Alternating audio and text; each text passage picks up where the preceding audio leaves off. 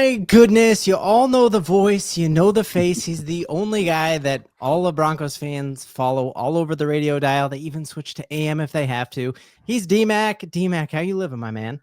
It all depends on who's firing me and who's hiring me, my friend. So it's AM, FM on the digital. Who knows? I'll just get a bullhorn and stand on top of a hill. Well, you'd have people there, man. Absolutely. I would. There's weirdos out there, no doubt about it. Well, You got that right. I'd be there. I've watched you everywhere you go, man. I've watched way too much Dmac content. My wife says it's a problem. I did mention weirdos. That's very true. Well, let's dive in. What number training camp is this for you? This would be, because I got here in 99, but it was after training camp. So 2000 would have been my first one. So I guess this would be 26, I guess, right? How's my math on that? Yeah, that sounds about right. Yeah, crazy, right? And that's just Broncos training camp. If I were to go back, I started covering the NFL in the fall of 94. So I did Bills training camp from 94 through 98. So there's another 5 training camps. So 31st training camp? My God, that's ridiculous, huh?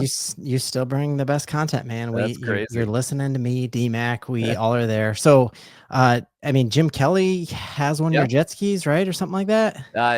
Yeah, my wife won 2 not jet skis, snowmobiles. Oh, okay, it's close enough though. Jet skis in Buffalo aren't a good thing. Yeah. Well, it's on a lake. Like, I mean, there's actually, you'd be stunned how much water sports is actually part of the Buffalo landscape, but it's only for about 2.5 weeks. No, it was 2. She won 2 snowmobiles, a vacuum cleaner, and a couch on The Price is Right on our honeymoon. And we sold the vacuum cleaner it was a green machine, Basel green machine. We sold that like at a yard sale. The couch we had for like 30 years. It was unbelievable how long we had the couch. And the snowmobiles were bought up by Jim Kelly.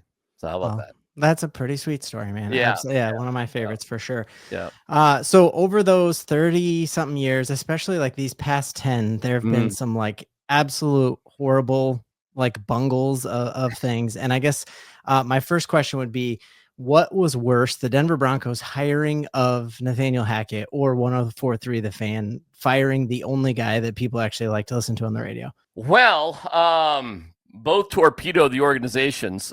So I would have to say firing Dmac, because Hackett had barely been there. I'd been there for 15 and a half years. So the track record was much more solid on my part. But hey, you're asking me.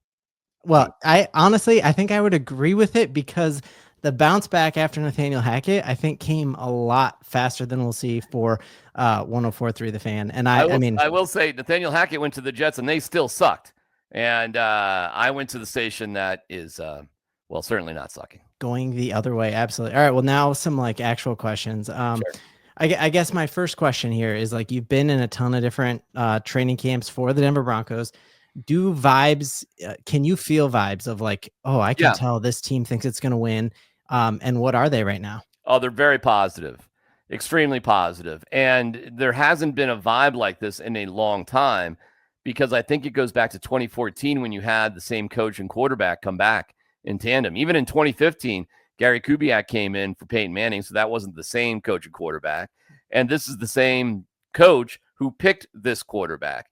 And they've had success together. So really, we haven't had this kind of feeling for a while. And even if you go back to 2014, it was kind of harsh, because the Broncos had lost the Super Bowl in 2013. As good as that offense was, there was something that was kind of apparently missing. And so that was a fine enough training camp. Yeah, Peyton Manning and all, but it was kind of angst-ridden.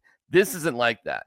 This is so filled with optimism, and there's a certain sharpness with things. There's a depth on the team, and I'm just reading before we signed on that Drew Sanders will be gone for the foreseeable future. I feel bad for him. However, he is a depth piece, not somebody that you're counting on. So it's not difficult to sustain that type of injury. In fact, there's really pretty solid backups all over the place, aside from, we'll see a quarterback, knock on wood, that's not a problem. But it's really, really been good. An incredible positive vibe. And yeah, I can tell the difference. And are there more, like when you're in the scrum, are you noticing more national folks there and more Denver folks out there? And yeah, do you think the national media believes in us too? They'll be along soon enough, and the positive press and notoriety the Broncos are getting isn't a coincidence. Sean Payton's friends with so many people in the media, so that is probably to be expected. There's always a lot of people out there with the Broncos. It's hard to tell the huge unwashed mass from the other huge unwashed mass. I mean, it's Denver, it's football, it's in our blood. So at training camp, it's always packed. So you really can't tell the difference there. The difference probably is the tone of questions being asked. Hey, Bo Nix, what's different in year one than year two? And he said, you can't help but looking like an idiot as a rookie. And now the goal is to not look like an idiot. And I thought that was pretty funny. And he doesn't look like an idiot at all. It looks fantastic. But you could say that for the entire team and the entire organization, because there was plenty of fumbling, stumbling, and bubbling without a quarterback. It's as simple as that. It's as simple as that. And having a coach who really knows what he's doing. And listen, if Snarky Sean, I'm going to guess most of the fans love Snarky Sean because they inherently hate the media and they find Snarky Sean funny. I do too, actually, to be honest with you. I find Snarky Sean pretty funny as well. There was a guy, because we are doing a little internet show. You realize we absolutely are. Yes. This is a little internet show. And Sean Payton was quick to say, your internet shows are driving me crazy. Yeah. So who was that too? Because I felt personally attacked. And do you get nervous to ask him? Because he is I got the high point of my whole life was I got to interview Marvin Mims the other day. Oh, nice. And I'm like, how do you do this, dude? Because I couldn't eat that whole day. I was terrified. And if I had to ask Sean Payton a question, I'd just soil myself. So what is that like? You'd be fine. Yeah, I've felt the wrath, the ire of coaches and a little bit of Sean Payton over the years, but not too bad. Listen, I'm not out to, and I don't think anybody should really be out to get somebody. I mean, it's training camp. I mean, hey, how you doing? How'd things go? How'd this guy look? These are the type of questions. We're not looking to do some sort of, the question was stupid, I got to say, okay? And I don't know who asked it. I'm not sure who asked it. But the question was, it's been reported that Bo Nix hung out with Drew Brees. And it's like, bro, I just told you that. Yeah, he just said it. He's the one that said it. So I actually, what am I supposed to do on that one? I'm happy to stand up for my brethren with the Muggles there, but I mean, that was a pretty stupid question, don't you think? Oh yeah, totally. He's the one that said it. Yeah. So I actually do not know who asked that question.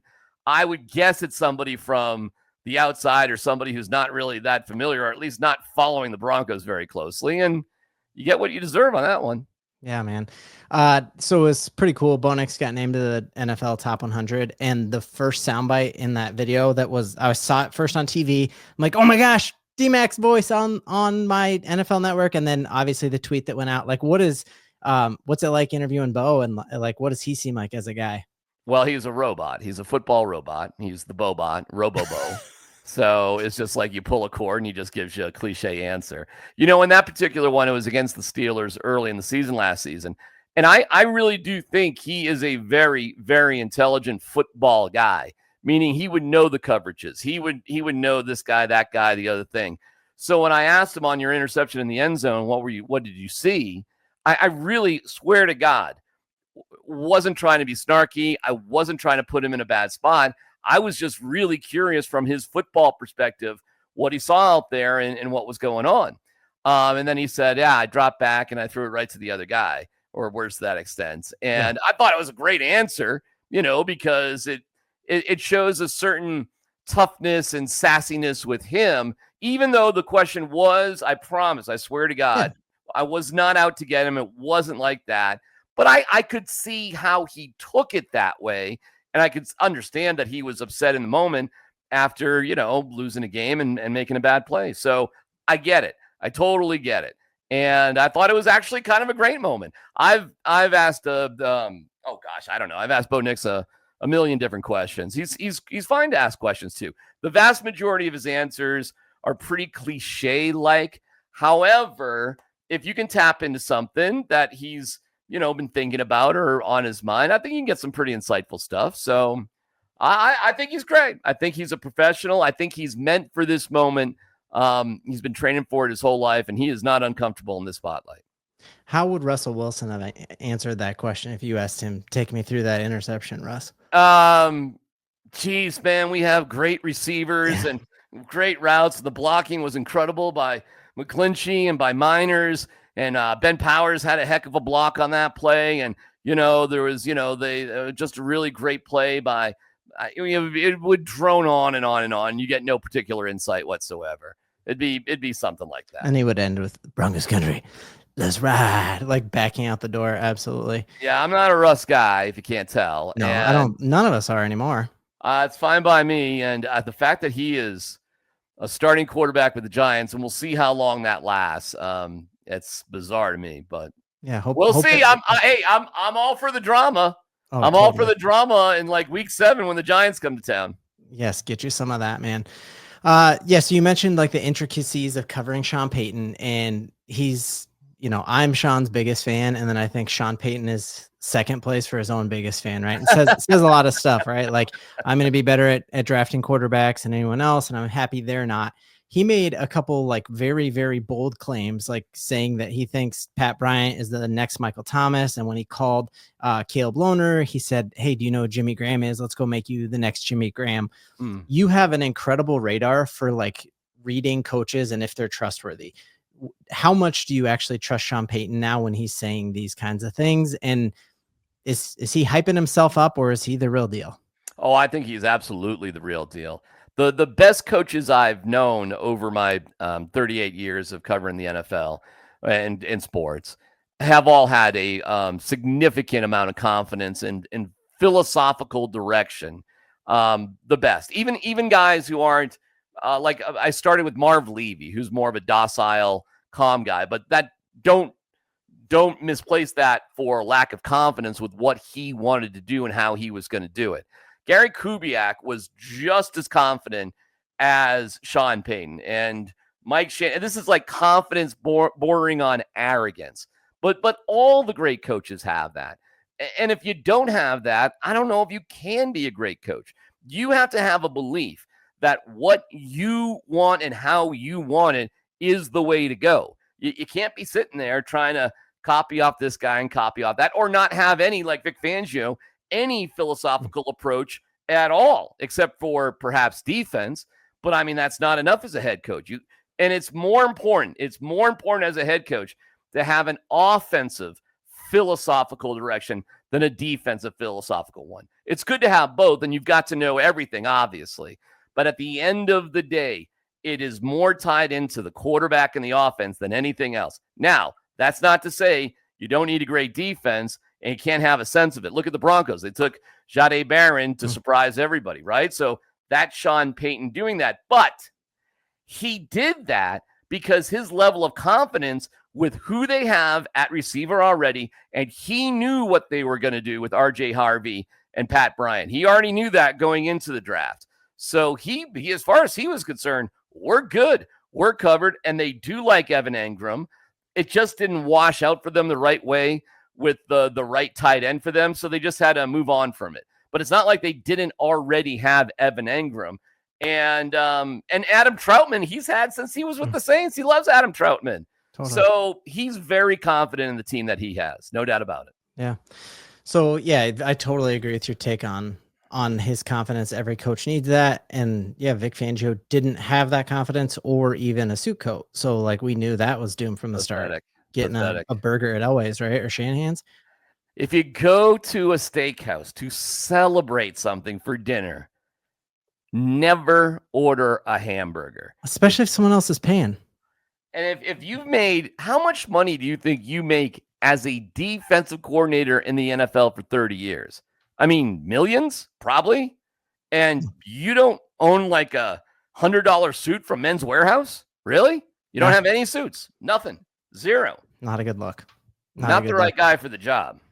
Someone who does have a suit is definitely, if you have Walmart money, you got a suit, right? That's for You've sure. worked with you've had professional athletes in every single studio you've been in for these 30 years.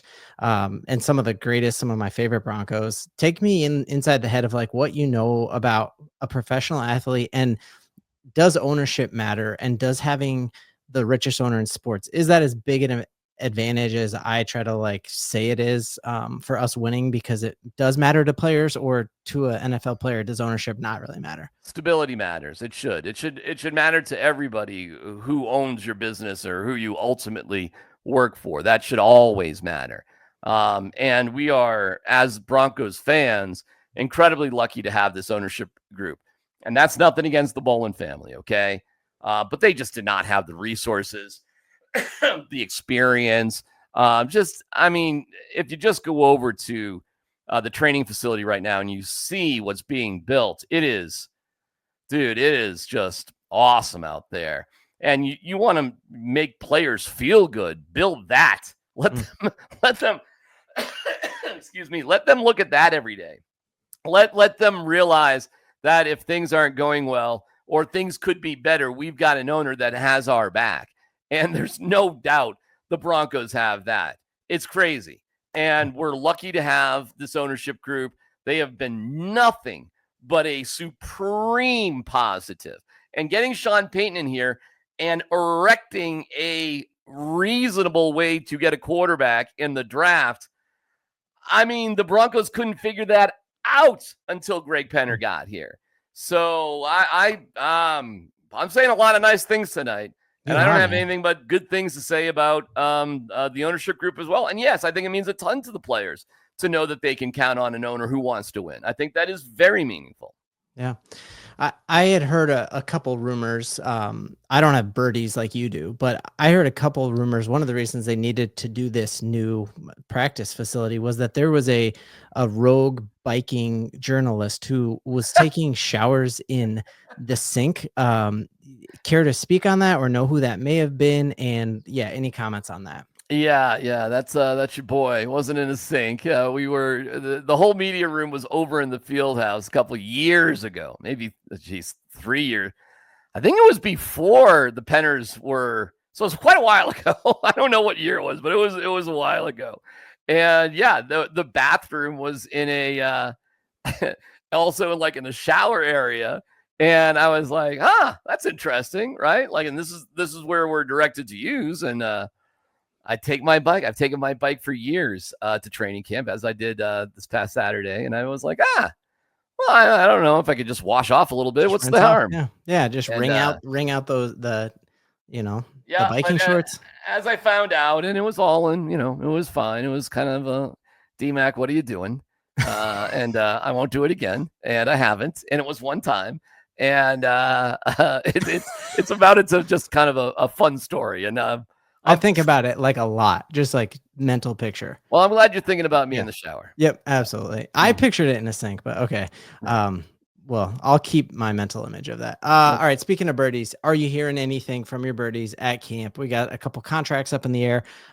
Curious about that. And then, yeah, what are your birdies? Well, this isn't a birdie, but Mike Kliss at least put this out there, and it's something just to sort of be like, okay.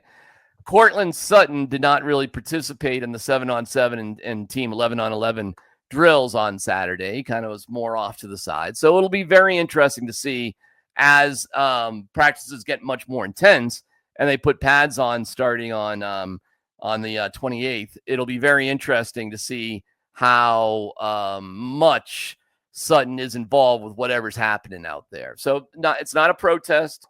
It's not, I don't think there's a lot of anger there. But if they are in some sort of negotiation right now, I can't blame them for, trying to play it safe. Yeah, protect himself. Yeah. Sure. Why not? Absolutely. I'm going to take my favorite line from Sandy Clough. I'm going to let you run on this, right? That's like the best way to tee up your last question. I want to put you on record of like, what do you think the ceiling is for wins this year for the Broncos, and what's the floor? I think the ceiling's 13 with an AFC West championship beating the Chiefs. And I don't think they'd get the number 1 seed, but a 2 seed and 13 wins, maybe 14. would probably be the ceiling. I think the floor, I guess, would be 10 wins and scraping yourself in. I think they're going to get 11, though. I think, and I think it's important to say why, because 10, you are playing the 2 or 3 seed. If you get 11, you're in much better position to play the lowest ranked division winner, right? So who would that be? My guess, because the weakest division is the AFC South, would be the winner of the AFC South. So who's that going to be? I would think it's probably going to be Houston. Yeah, Texans. So, if it's, I like the Broncos' chances if they win 11 games and they're playing a road game, a wild card game in Houston. I like their chances there. Me too, man. I love that game. And then they'd be playing, who knows? You'd be playing what? The Bengals, Ravens, Bills, and who knows from there. Yeah, man. Well, truly, man, you are my favorite listen. I've told you that before, but I'm sure everyone knows where they can find you on the dial, but what else are you doing? Like, I was a huge fan of They Kill You With Truth and all that. What's next for you? Well, I've been working, not only noon to 3 every day with Tyler Columbus and Scott Hastings on Altitude, so I'm on the radio, but been working on a bunch of stuff behind the scenes and some of the stuff on the digital, on Altitude's digital outlets, and hopefully much more to come there. So if you want more of this and other great content, not just about the Broncos, obviously, about everything in Denver sports, just like and subscribe to Altitude Sports Radio's YouTube page. Sweet. We'll link it here, and appreciate it. You launch that next thing, let me know, and we'll make sure we the next thing. I'm trying to hang on for dear life, my friend. I'm just trying to get through this thing. The next thing is what retirement home is open is probably the next thing. How long did Sandy go, man? And I say that, but who am I fooling? We don't have a life. The people that do what we do, it's you really don't stop. And now that you can just work from your bedroom, doing little internet shows. Yes. And you can shower in a sink at Broncos facility. Like, what's going to stop you? And actually nothing. I'll probably do this and die of a heart attack on a live stream. Well, good. I love it, man. Well, thank you so much. And let's keep Bo-LIEVE. All right.